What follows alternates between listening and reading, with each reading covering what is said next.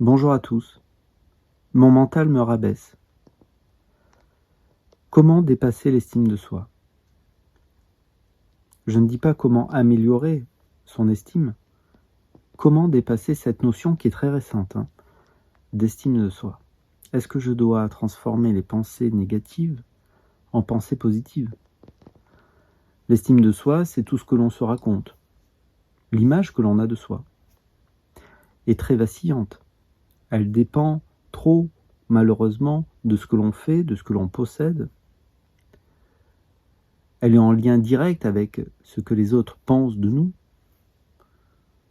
Il y a un assemblage d'éléments, de mémoires, de souvenirs, de projections concernant le futur. Tout cela représente cette estime de soi. Donc soit elle est bonne, soit elle est mauvaise.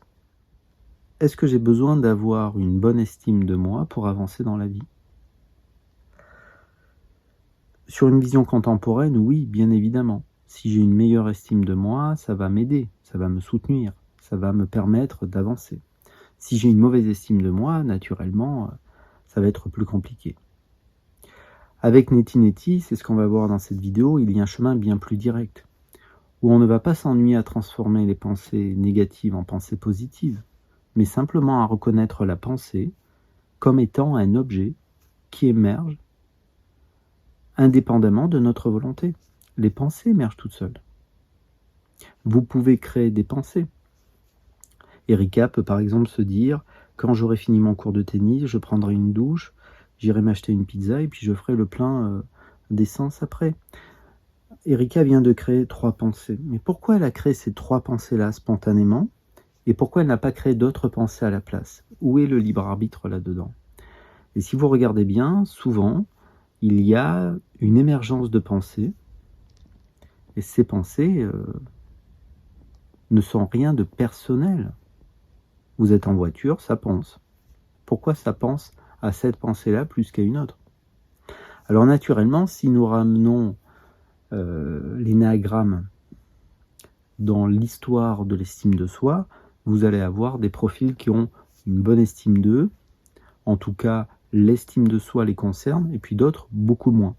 J'avais fait une vidéo déjà, je vous laisse aller la voir. Cette vidéo s'appelait « La problématique de l'estime de soi ». Donc je ne veux pas me répéter, on va simplement regarder dans cette vidéo que l'estime de soi n'est qu'une pensée en réalité, qui va disparaître.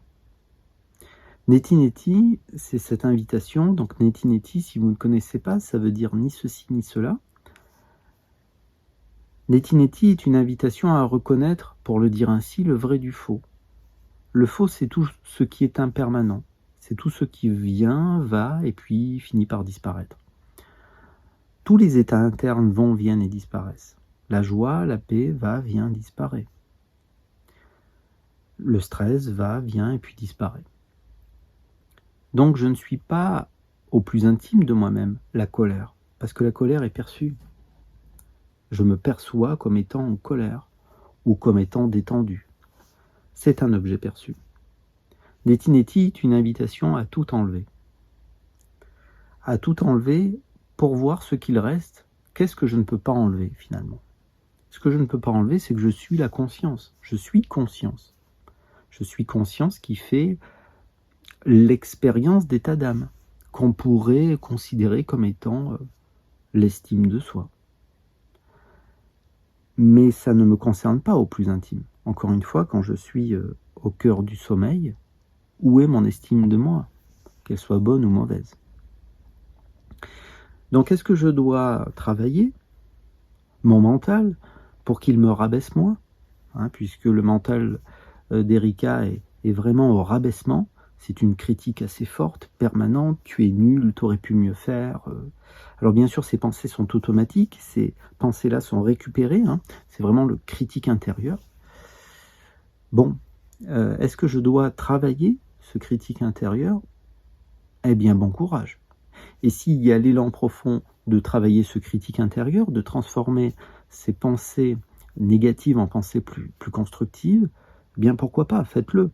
Après, il faut voir si ça résonne juste pour vous, ces pensées positives. Peut-être pas. Donc c'est une question de discernement et d'écoute. individuelle, pour le dire ainsi, c'est-à-dire, est-ce que je souhaite réellement être un être positif ou est-ce que je souhaite juste reconnaître? Est-ce que la paix ne pourrait pas émerger du fait de reconnaître que le mental, les pensées qui émergent toutes seules, ne me concernent pas? Si je suis intimement présent, si je suis ici, je vais voir à un moment donné émerger des pensées.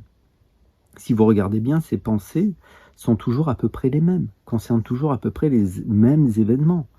Hein, si vous êtes plutôt emprunt à la colère, à la rancune, à la tristesse, vous remuez le passé. Si vous êtes plutôt dans la peur, il y a des projections concernant le futur. Si vous regardez bien, c'est toujours à peu près la même texture de pensée qui émerge. Est-ce que je dois analyser des pensées qui émergent toutes seules? Alors bien sûr, nous sommes en train de trancher très brutalement, pour le dire ainsi, avec une vision contemporaine qui sous-entend que je pense donc je suis. Dans une vision orientale, parce que Neti Neti, il semblerait, appartient à une époque très très reculée, dans une vision orientale, la pensée est perçue. Je perçois la pensée. Je perçois donc je suis. Voilà, je suis conscient qu'il y a des pensées qui émergent. Alors je peux toujours m'associer aux pensées, c'est très utile, c'est nécessaire pour, on va dire, la vie de tous les jours.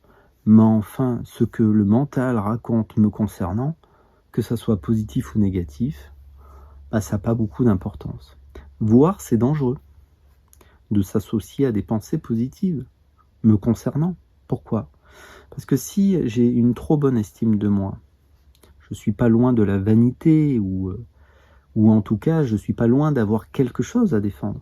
Je suis une bonne personne parce que j'ai tel emploi, parce que j'ai gagné mon match de tennis, Erika se dit, parce que je suis professionnel de tennis, parce que je rends mes enfants heureux, parce que j'ai acheté une voiture à ma femme, enfin bref, n'importe quelle pensée qui vous rend important finalement est chargée de souffrance. Parce qu'une pensée qui est chargée effectivement de valeur, qui vous glorifie, malheureusement, eh bien vous vous y tenez à cette pensée. Donc la pensée positive peut vous emprisonner, autant qu'une pensée négative. Donc c'est une simple proposition, c'est un simple bavardage. Simplement, vous regardez si eh bien, la pensée, qu'elle soit positive ou négative, vous concerne ou pas. Parce que si vous êtes en réaction contre les pensées négatives, vous leur donnez du pouvoir. Si vous commencez à considérer que ces pensées négatives, vous ne devriez pas les avoir, vous leur donnez du crédit, de l'importance. Voilà. La méditation, c'est un des rôles premiers de la méditation, nous permet simplement de laisser passer les pensées. Si je suis réellement établi dans ce que je suis, alors à un moment donné, eh bien, j'ai l'occasion de me séparer des pensées. Par la simple observation de celles-ci, je ne les capture pas. Donc je ne suis pas les pensées positives, je ne suis ni les pensées positives, ni les pensées négatives. Le mental peut raconter ce qu'il veut, il peut me dire que je suis une bonne personne, une mauvaise personne, que je suis nul, que je suis un zéro pointé, que je suis un être merveilleux, cela ne me concerne pas. Il ne faut pas croire que Neti Neti nous amène à un mauvais détachement, à un mauvais renoncement. C'est juste que si j'ai une bonne estime de moi, j'ai peur de la perdre, et si j'ai une mauvaise estime de moi, bah, j'ai peur de la garder. Alors que je suis déjà libre, en réalité, de ces pensées. Si je suis suffisamment établi dans ce qui est, si je suis suffisamment présent. Après, vous jouez avec la pensée. Et puis vous pouvez tout à fait agir de manière juste, honnête, sans porter cette histoire d'estime. Qu'est-ce que je pense de moi? Mais vous croyez que ça se passe comme ça dans la nature? Vous pensez que quand les éléphants se réveillent le matin, ils se disent « Bon, alors, qu'est-ce que je pense de moi? Quelle vision j'ai intimement de moi-même? Est-ce que je suis un bon éléphant? Qui a créé le chaos? Est-ce que c'est les animaux ou est-ce que c'est l'humain? » Parce que cette bonne estime de soi, je veux la défendre.